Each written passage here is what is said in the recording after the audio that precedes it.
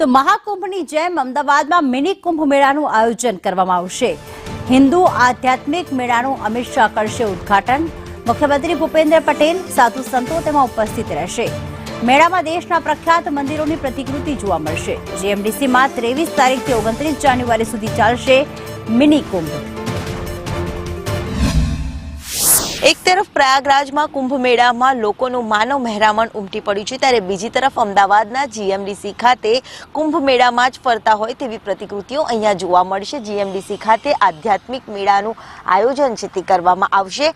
આવતીકાલથી આ મેળાની શરૂઆત છે તે કરવામાં આવશે। કેન્દ્રીય ગૃહમંત્રી અમિત શાહના હસ્તે આ આધ્યાત્મિક મેળો ખુલ્લો મૂકવામાં આવશે। અનેક સાધુ સંતો પણ અહીંયા ઉપસ્થિત રહેવાના છે, જ્યારે તમામ ધાર્મિક સ્થળોની પ્રતિકૃતિ પણ અહીંયા મૂકવામાં આવશે, જેથી અહીંયા તમામ લોકો જે આવનાર છે તે તમામને અહીંયા દરેક મંદિરની ધાર્મિક સ્થળની પ્રતિકૃતિ અહીંયા મળી રહે અને કુંભ મેળામાં ફરતા હોય તેવી અનુભૂતિ થાય તેવી જ સુંદર તૈયારીઓ છે તે તમામ તૈયારીઓને પણ આખરી ઓપ આપવામાં આવી રહ્યો છે। સાથે સુરક્ષા વ્યવસ્થાને લઈને વહેલી સવારથી ચુસ્ત બંદોબસ્ત પણ જીએમડીસી ખાતે ગોઠવી દેવામાં આવ્યો છે।